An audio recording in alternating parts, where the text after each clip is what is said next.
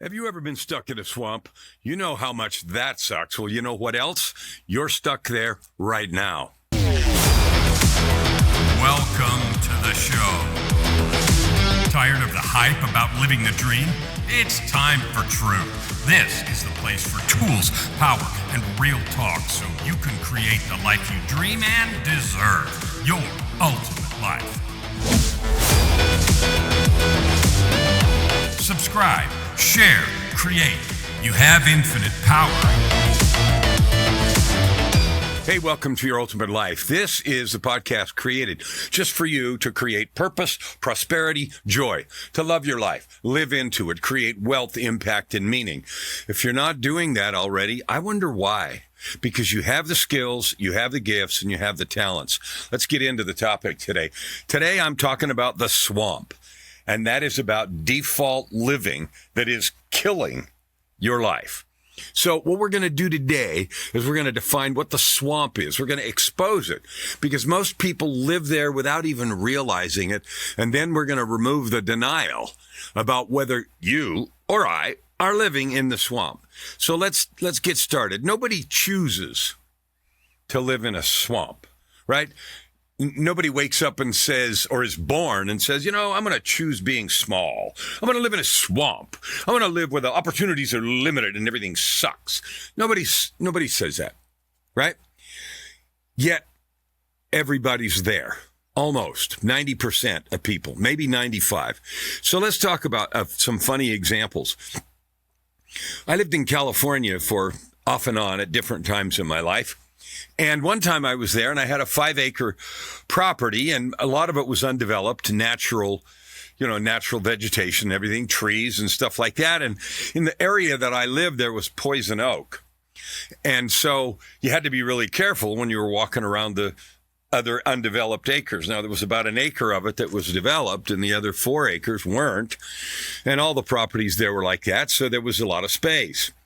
So I had this idea that I was going to create an area that was a kind of a picnic area or whatever. So I picked this area and I, leveled it and I had a tractor come in and do some work. And I was trying to drive my pickup truck back into it through a certain area. And the ground was a little soft and I wasn't really experienced. And it was a 2-wheel drive pickup truck.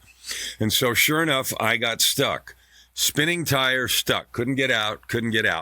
So I had to have the contractor, who wasn't there at the time, but come and hook up his truck and, winch me out to get out of there.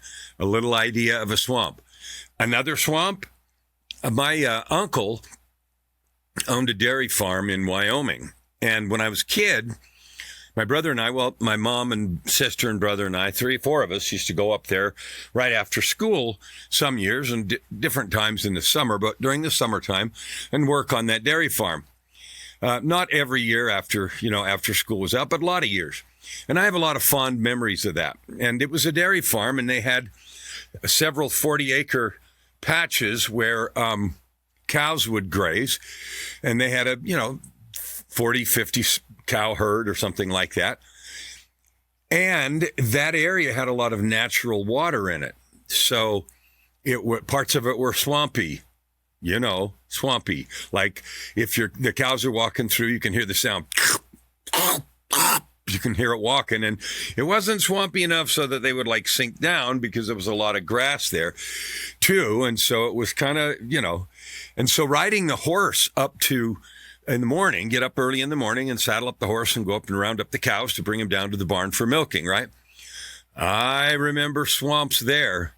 And there was this one time where there was a swampy area and there was a little creek that ran through it, like happens in a swamp, right? And so the horse that I was on was not having fun, getting through okay. And then it came to the creek kind of at the edge of the swamp. And it wasn't a very wide creek, maybe a foot. So the horse just decided to jump all the way out. Well, I wasn't prepared.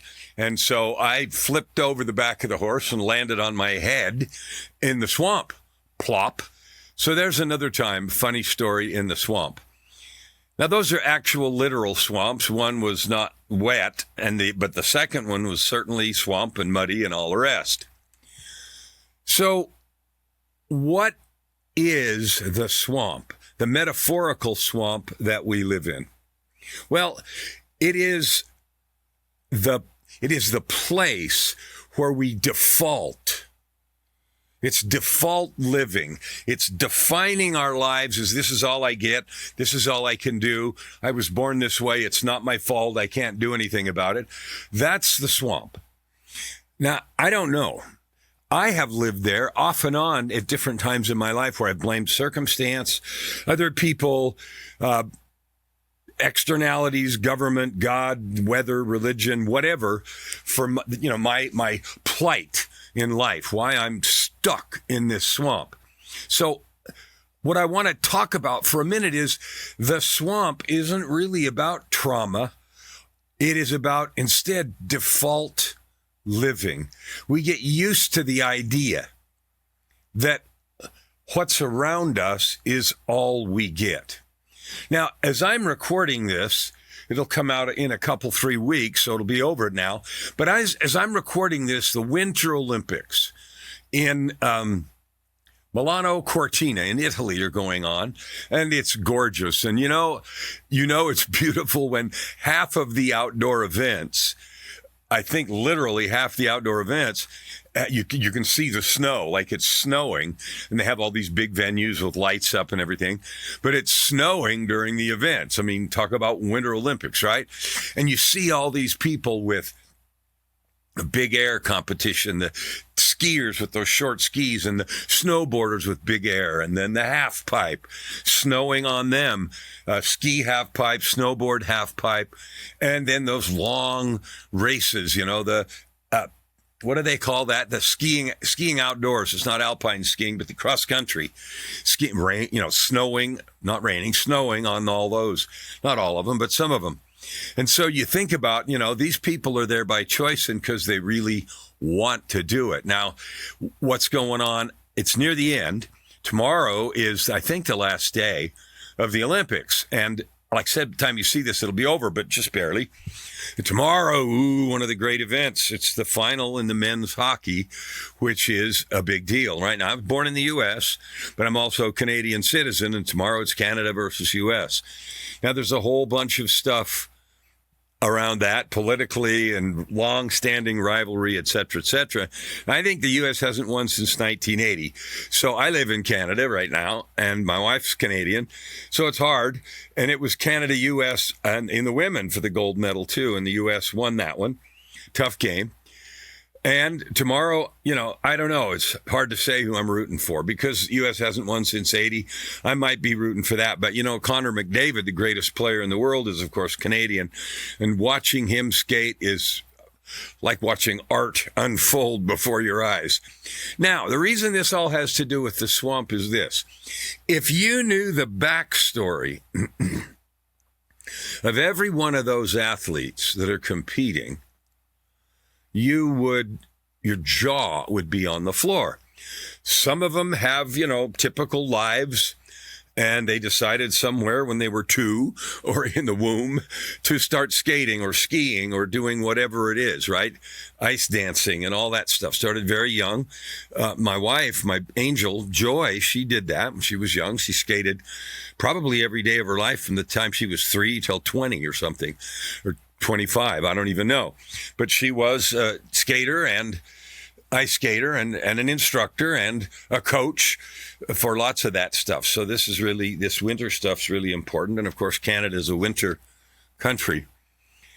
So here's the thing. If you knew the backstory, so many of those people that are there doing unbelievable, extraordinary, fantastic things have come from struggle, have come from disadvantage, have come from a place, a circumstance, a community, an economic situation, a health situation where you would look at them and brush them off. And zillions of other people, neighbors and friends and others born in that same town, same place, haven't done much. So what is the difference that made this person get out of the swamp and go somewhere else. Now, I'm going to define the swamp a little better, but I just wanted to set a frame around that, because those are the people that we make movies about, we write books about, we cheer for them, we weep for them, we say, wow, look at that. And somewhere in our hearts we say, I want to be that. I wish I could do that. I wish that was me. And then what follows is a litany of reasons why that can't be you or can't be me. Well, that's what I want to talk about. And over the next several series of episodes, except the coach episodes that are doing on Thursday, but the Tuesday and Friday, we're going to talk about the swamp. We're going to talk about what it is and how we got there. We're going to talk about what it looks like. And then we're going to talk about getting out of the swamp, because we have examples in front of us all the time. People who you would look at and say, there's no way, whatever, and they do it anyway. And we know it, and that's the ones we write books and make movies about. But the thing that I want to land with you, because this isn't about them creating an ultimate life, this is about you creating an ultimate life. So the question is, why aren't you that? And I don't mean that in a pejorative way, like, why aren't you that? What is it that helps us or keeps us or invites us, that we say yes to, stay in the swamp? So let's talk about that, because this is about you, not about them. We know them. We watch them. We worship them. People, when they're young, they're idols and everything else. But you can have that, because that's the sum and substance of your ultimate life. Now, I'm not talking about a particular sport, and I'm not even talking about a particular level of notoriety. What I am talking about is you living and leaning into every ounce of gift and talent, every ounce of possibility that you have. Now, your possibility is infinite. Nobody lives to their fullest potential. Some get close, and we honor them. And most don't even try, or try haphazardly. So what is the swamp? Well, it's not poverty. The stories of these athletes erase that. It's not hardship.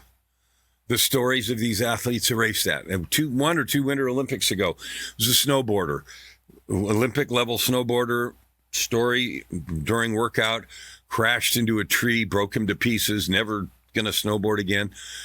And then, of course, the story was not on my watch, right?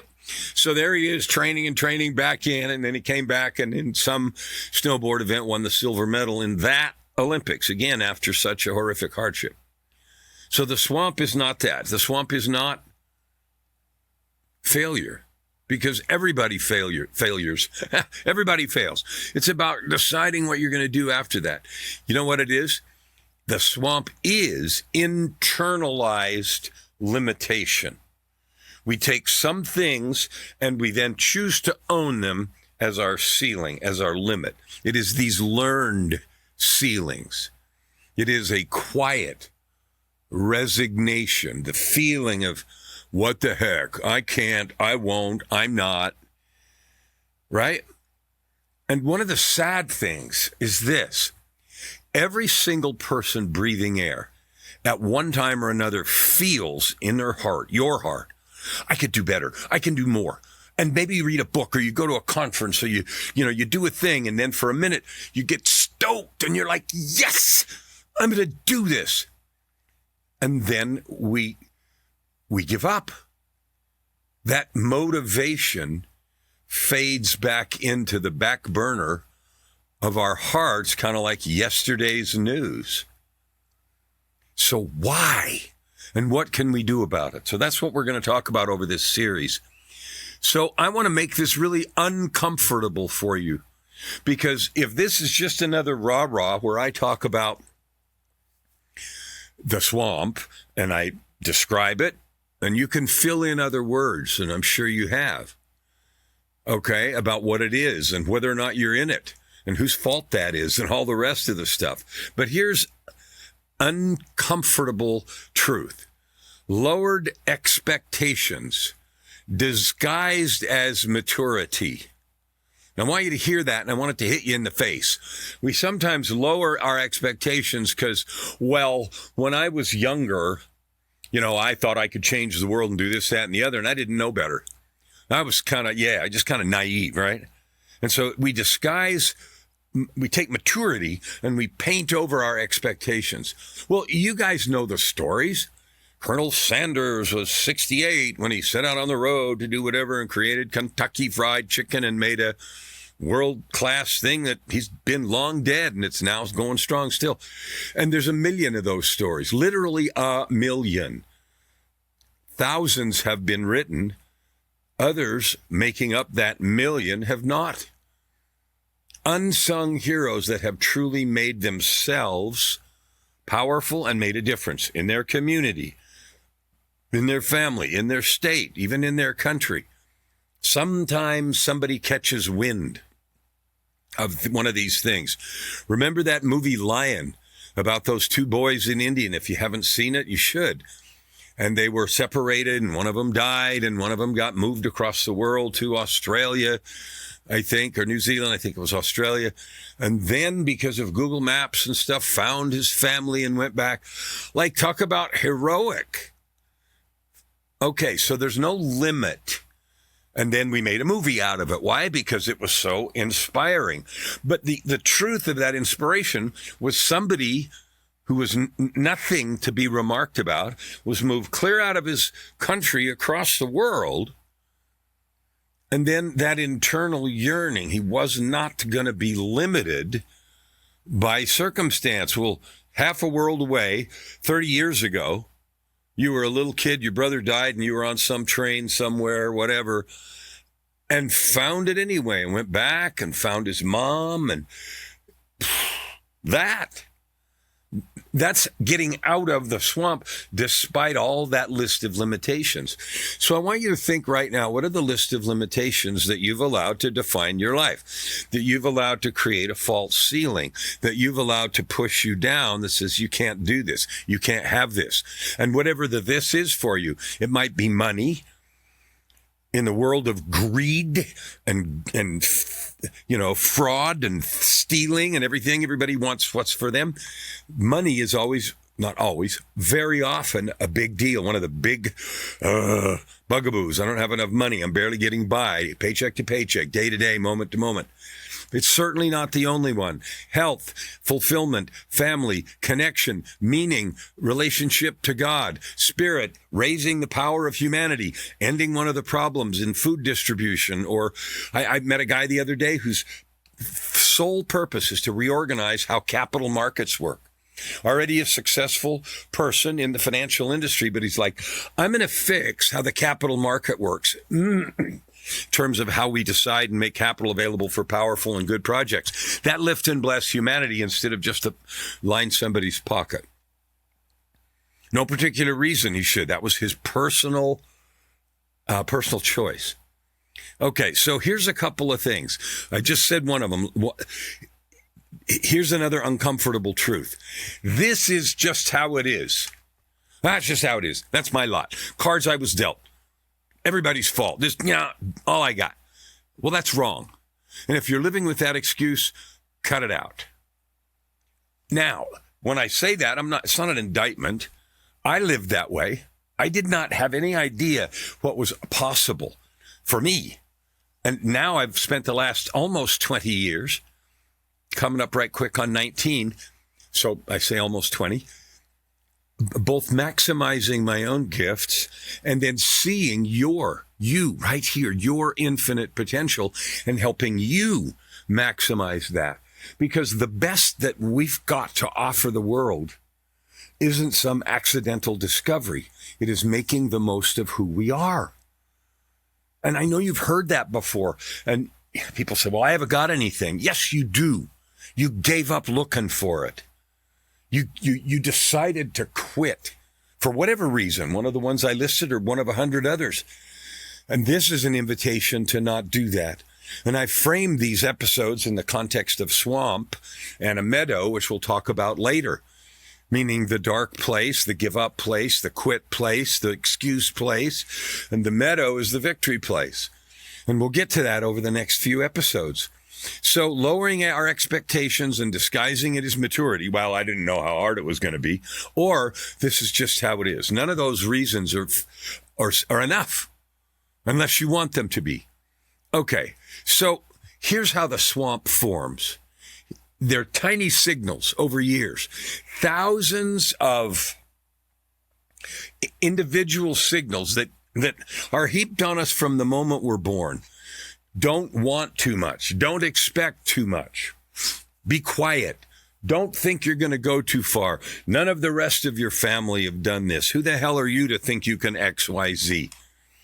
How come you're not better? How come you don't fit in? How come, whether it comes from well-meaning parents, sometimes parents or family are trying to protect us, right? Instead of just push, go do not what they want. That was a mistake I made, deciding ahead of time a little bit. I mean, I tried to help my kids do whatever, but I wasn't very good at it. And as I look back now, I'm thinking, there's so many other choices I could have made about allowing them to discover their own brilliance, genius, and creativity. And I'm doing everything I can now, but this isn't about guilt or recrimination. This is about I don't care what's happened before, even to them or to me or to you. You can start today cleaning out the swamp and changing directions. So again, the swamp is formed when we internalize over and over again those tiny signals, right? You don't fit in. Socially awkward. I'll list mine and maybe you'll recognize some of them. I didn't fit in. I wore weird glasses. I was socially awkward. I got moved up a grade because I guess I was smart, but I was way younger than everybody and not mature enough to handle it. So I was young. I was a late bloomer. Puberty came on late, so I was small, awkward, didn't know how to act socially. And all of those things conspired to invite me into a status, a swamp, where I thought, flip. I'll never be, fill in the blank. I'll never be cool. I'll never be okay. I'll never make a difference. All of those words. And I didn't even have the words for that then. I just knew I didn't fit in. And then, of course, and I'll never fit in. I didn't see a path or a way. And that went on for years and even decades. And my effort at compensation was to overperform, prove this, prove that, etc. And I did.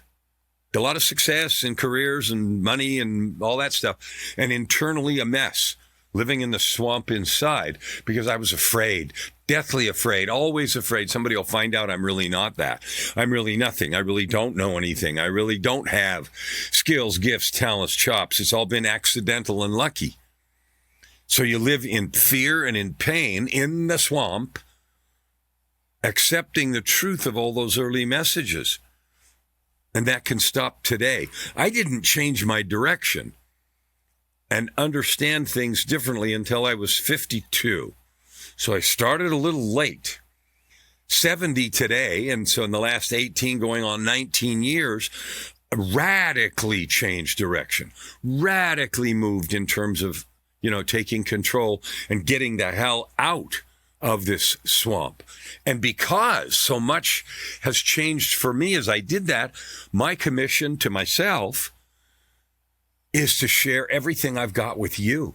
That's why I've written 23, going on 24 books. I was just editing number 24 this morning. That's the gift of YouTube videos, courses, coaching, and everything else. Why? Because I want you to at least wake up to the choice of getting the hell out of the swamp. I don't care where you are, what's happened before. So here's the truth. The swamp is slow. It's slow and sloppy. And that's why you or me, we don't notice that we're sinking and up comes the thing. And it looks like living paycheck to paycheck, just barely getting by, blaming everything and everybody else, believing there's no way out, that everybody else has got the breaks and I suck. Man, I've said those things so many times. I don't know. I can't even count them. So there's an unholy trinity, right? The clods of dirt, the slop, like when the horse is running through, the sound of a swamp. Well, there's an unholy trinity, and here's what it is. And we'll be talking about these specifically, about what they look like, how to identify them, and how to eliminate them over the next several episodes. But here's the unholy trinity. Number one, learned helplessness. The story that we can't do anything. Okay? The second, and that's going to be an episode by itself. In fact, I think it's the very next one. This one's 1082, and I think that one's going to be 1084. So pay attention to that one. I think you'll know the titles.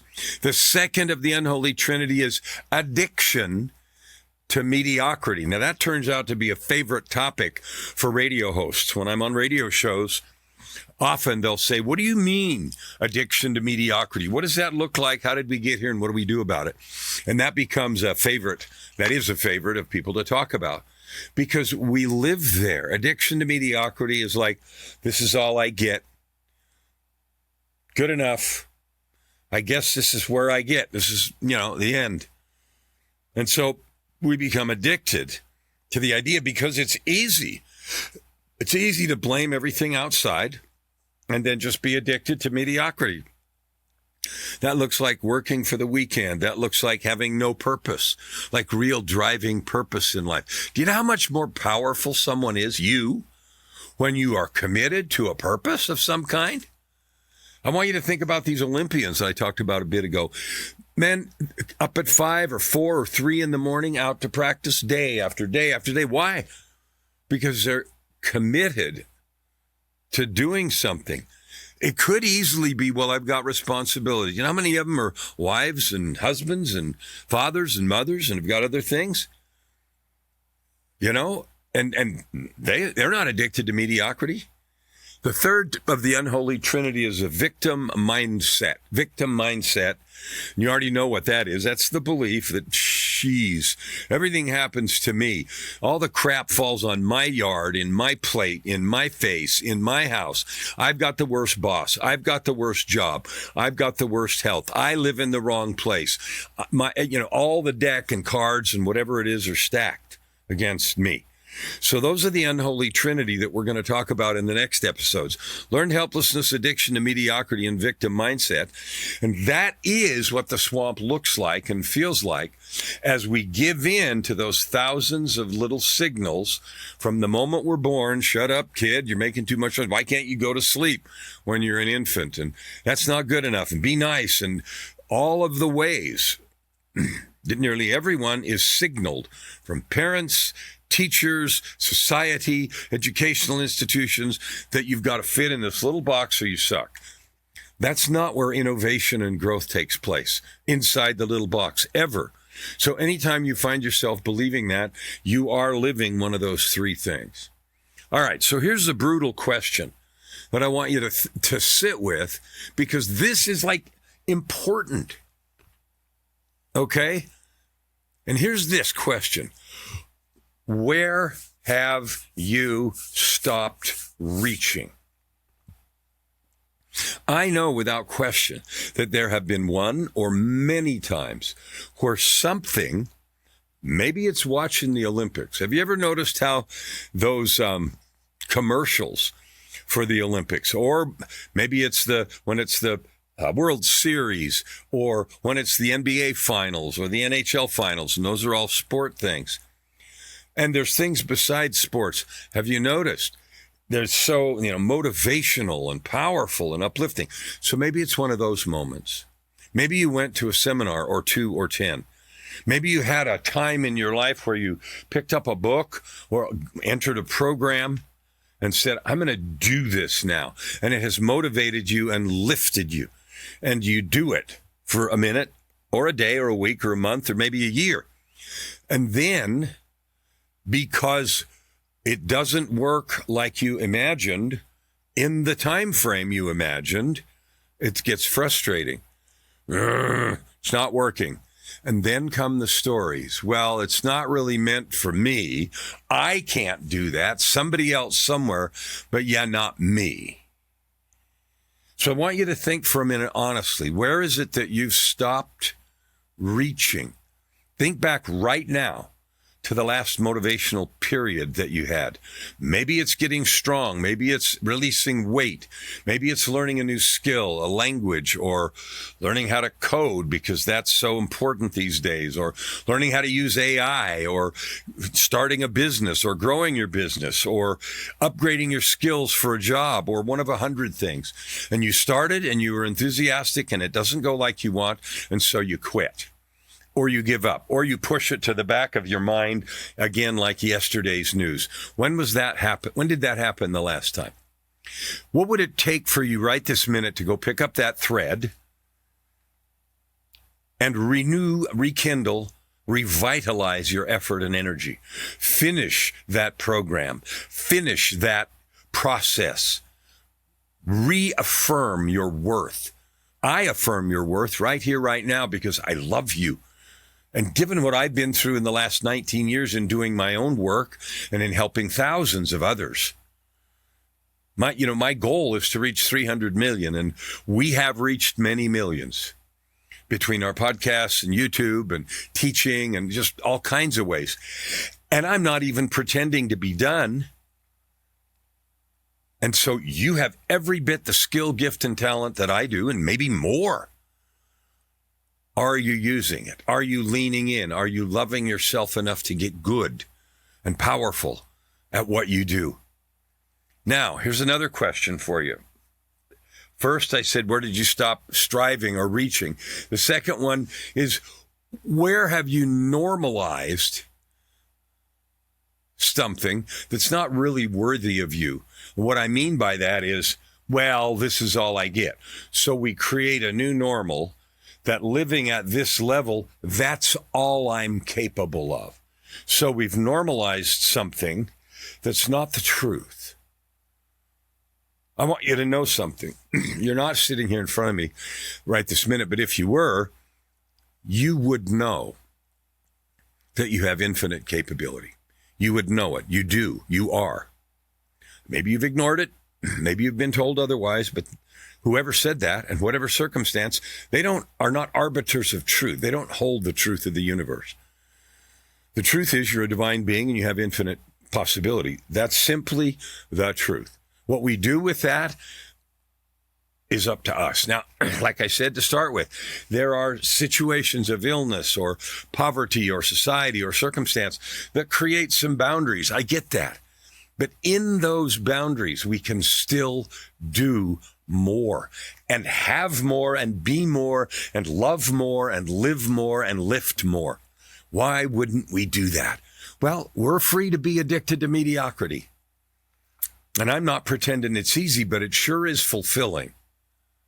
It sure is the real joy of being alive, to strive and struggle and reach, even if we don't reach exactly what we thought, but to keep moving.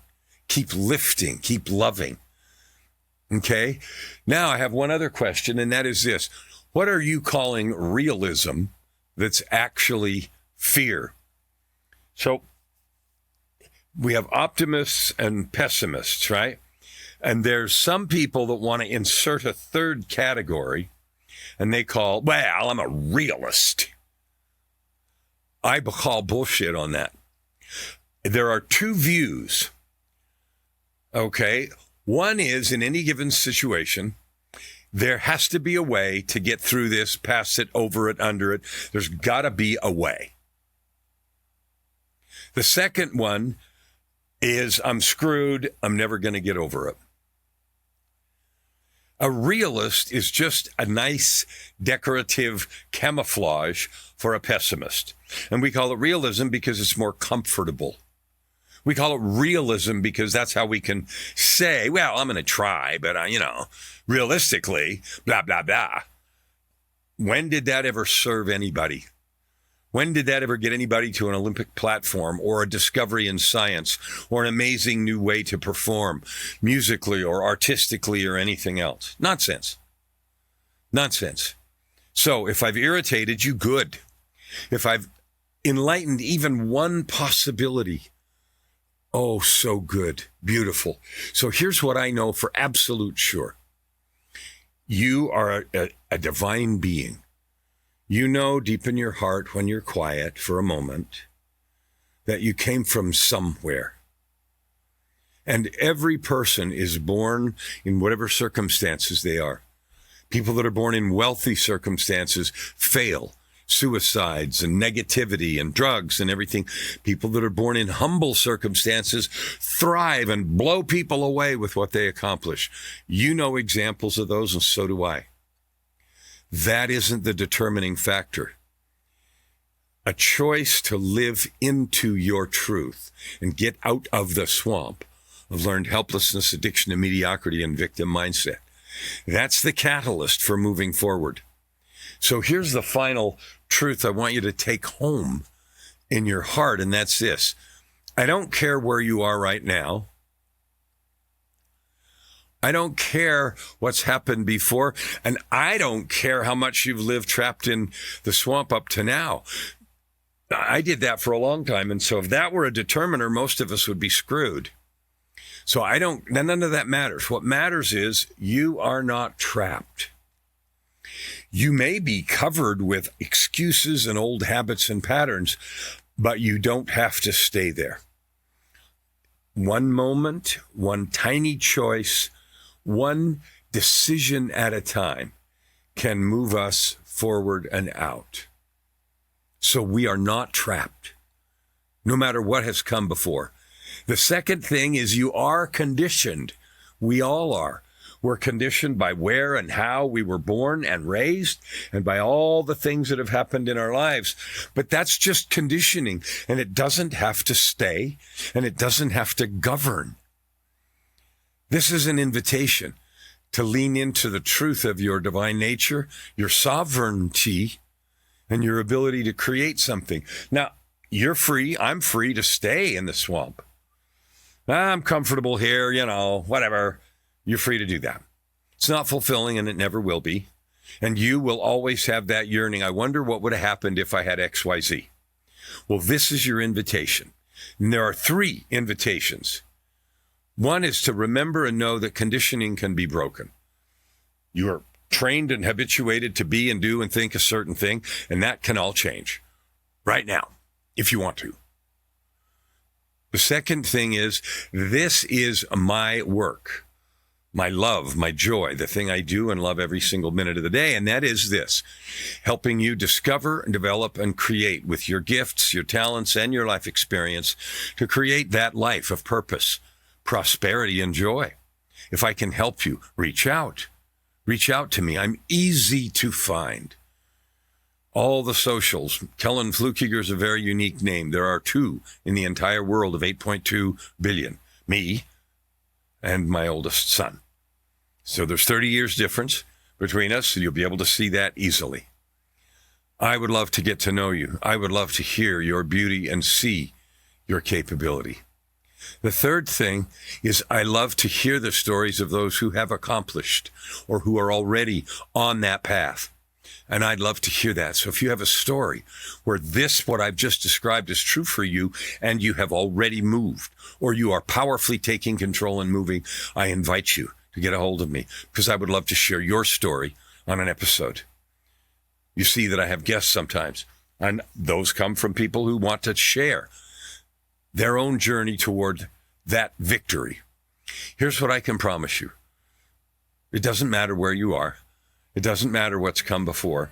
Today, you can take control, recognize where you're in the swamp, and make some choices about moving forward so you can create your ultimate life. Never hold back, and you'll never ask why.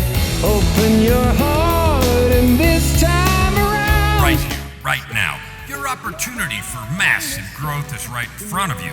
Every episode gives you practical tips and practices that will change everything. If you want to know more, go to KellanFlukigerMedia.com. If you want more free tools, go here, YourUltimateLife.ca. Subscribe. Share. Stand with your heart in the sky and your feet on the ground.